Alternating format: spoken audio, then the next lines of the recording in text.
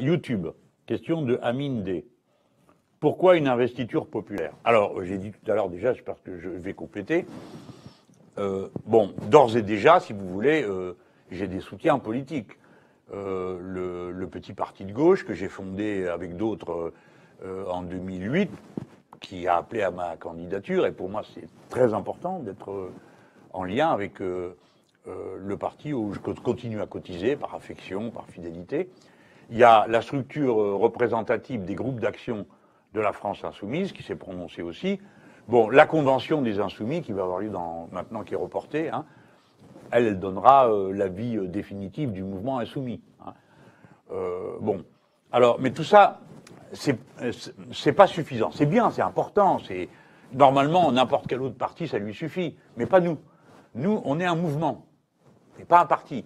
Et donc, les insoumis, on a une relation au grand nombre qui fait que, suivant les situations, les configurations, le plus grand nombre est appelé à intervenir. Donc là, j'ai choisi une cible de 150 000. Tout à l'heure, je vous ai expliqué pourquoi.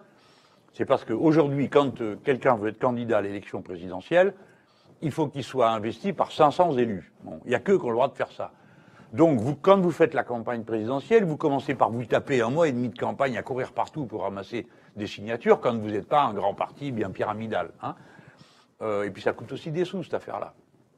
Donc, nous, on défend l'idée que 150 000 personnes puissent investir un candidat à la présidentielle. Donc, on commence tout de suite en s'appliquant la règle à nous-mêmes.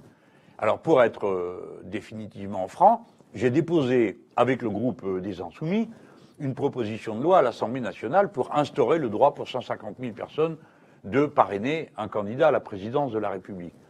Le chiffre, je ne l'ai pas inventé. Malin.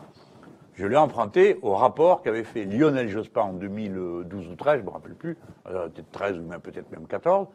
Il avait fait un rapport avec des juristes et tout ça. Il y avait même Madame Bachelot dedans, qui représentait la droite à l'époque.